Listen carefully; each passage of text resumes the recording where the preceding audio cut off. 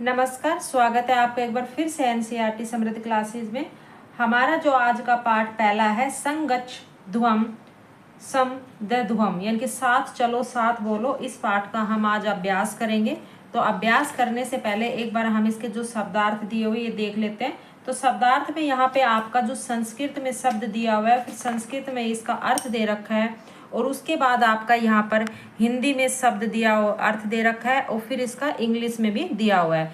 आपका यहाँ पर देखोगे एक कॉलम खाली छोड़ा हुआ है, तो यहाँ पर आपको अपनी जो मातृभाषा, आपकी जो मदर टंग है, उसमें आपको लिखना है। जैसे यहाँ पे शब्द है संगच्छ ध्वम, और संगच्छ ध्वम का जो अर्थ है संस्कृत में मिलित्वा गच्छते, यानी कि मिलकर चलो, और हिंदी में मिलकर चलो इस तरह से लिखा हुआ है, और फिर इंग्लिश में मे यू वॉक टुगेदर।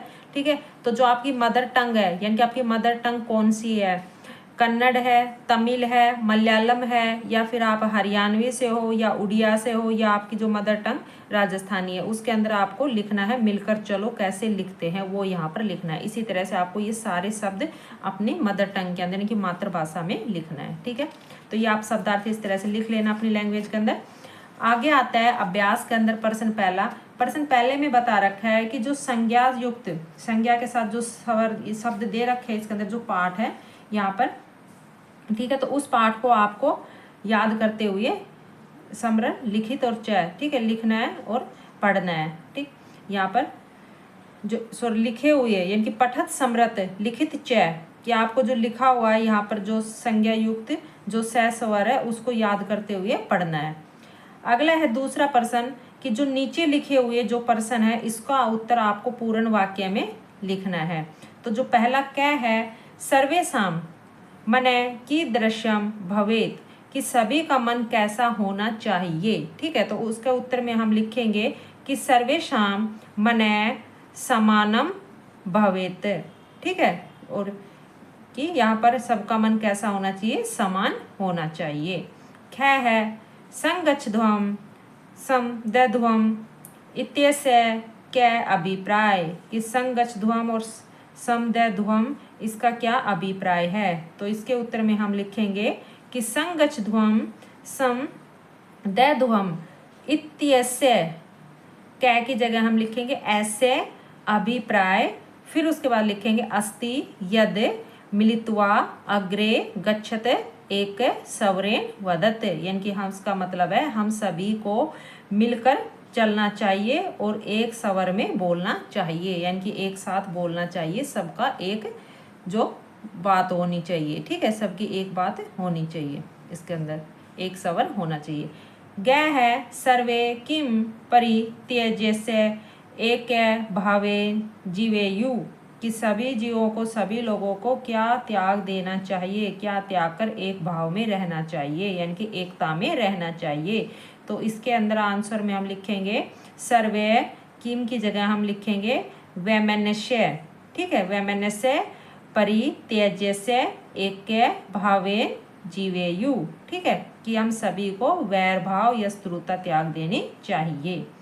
ग है अस्मिन् पाठे का प्रेरणा अस्ति, कि इस पाठ से क्या प्रेरणा मिलती है, यह पाठ हमें क्या प्रेरणा देता है। तो उत्तर में हम लिखेंगे अस्मिन् पाठे एकताया प्रेरणा अस्ति। ठीक है, इस तरह से आप इसका उत्तर लिखोगे। अगला प्रश्न है तीसरा कि जो रेखा खंडित जो पद दिए हुए हैं इसके अनुसार हमें जो प्रश्न का निर्माण करना है। ठीक है, तो हमें जो रेखा खंडित जो पद है यहाँ पर जो दिया हुआ है शब्द है, इसकी जगह हमें प्रश्न वाले जो वाक्य जैसे प्रश्न का निर्माण हो, प्रश्न वाक्य का वो शब्द लिखना है, और फिर पीछे हम क्या करेंगे प्रश्नवाचक लगा देंगे चिन्ह। ठीक है, क्योंकि हमें यहाँ पे प्रश्नवाचक सब निर्माण करना है, प्रश्न का निर्माण करना है, तो सबके पीछे आपको प्रश्नवाचक चिन्ह जरूर लगाना है। तो पहला है कै परमेश्वर सर्वत्र व्यापत अस्ति, कि जो भगवान सब जगह विराजमान है या सब जगह व्यापत है। तो इसमें हम कैसे बनाएंगे प्रश्नवाचक चिन्ह, परमेश्वरम की जगह हम लिखेंगे कै। ठीक है, कै सर्वत्र व्यापत अस्ति, और फिर पीछे लगाएंगे प्रश्नवाचक चिन्ह कि क्या सब जगह विराजमान है, क्या सब जगह व्यापत है। ठीक है, हमें यहाँ पे परमेश्वर जगह कै लगा देना है और पीछे जो दिया हुआ है ऐसा कैसा लिख देना है और पीछे फिर प्रश्नवाचक चिन्ह लगा देंगे। इसी तरह ख करेंगे वयम ईश्वरम नमाम, कि हम ईश्वर को प्रणाम करते हैं, नमन करते हैं, तो इसमें हम लिखेंगे वयम कम नमाम, कम नमाम है, ठीक है, और फिर पीछे लगाएंगे प्रश्नवाचक चिन्ह। इसी तरह ग है वयम एक भावेन जीवाम, तो इसमें हम लिखेंगे वयम कथम जीवाम, यानी कि सभी जीवों का एक ही, सबका एक भाव होना चाहिए, ठीक है, तो क्या कथम क्या होना चाहिए, ठीक, तो इसके अंदर हम लिखेंगे वयम एक के भावेन की जगह कथम जीवाम और फिर लगाएंगे प्रश्नवाचक चिन्ह। घ ईश्वर से प्रार्थना शांति प्राप्त है, कि ईश्वर से प्रार्थना करने से शांति प्राप्त होती है, तो लिखेंगे कैसे प्रार्थनाएं शांति प्राप्त है, ठीक, और इसके बाद हम यहाँ पे प्रश्नवाचक चिन्ह लगा देंगे। इसी तरह ड अहम समाजाय श्रम करोमि, कि मैं समाज के लिए काम करता हूँ, तो इसमें लिखेंगे अहम कश्म श्रम करोमि प्रश्नवाचक चिन्ह, ठीक है, समाज जैसे की जगह कश्म।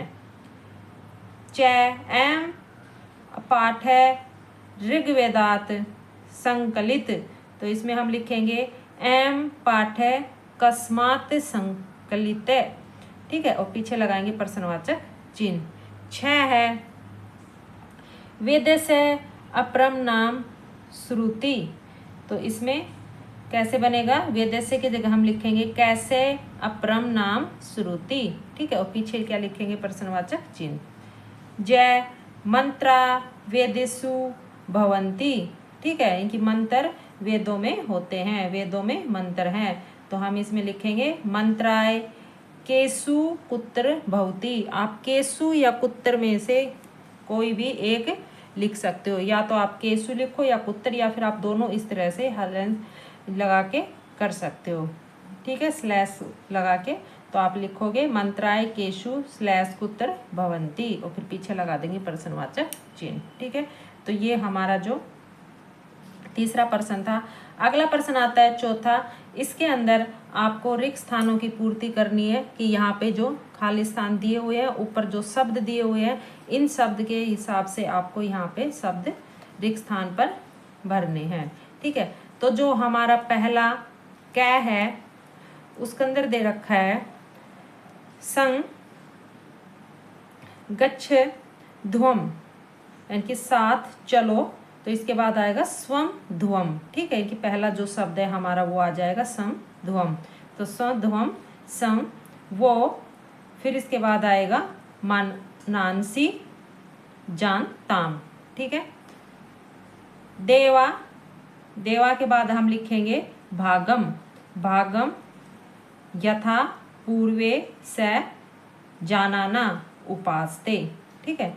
अगला है ख समानो मंत्र सीमिति, समानी समानम मने सह चित्र में शाम, ठीक है।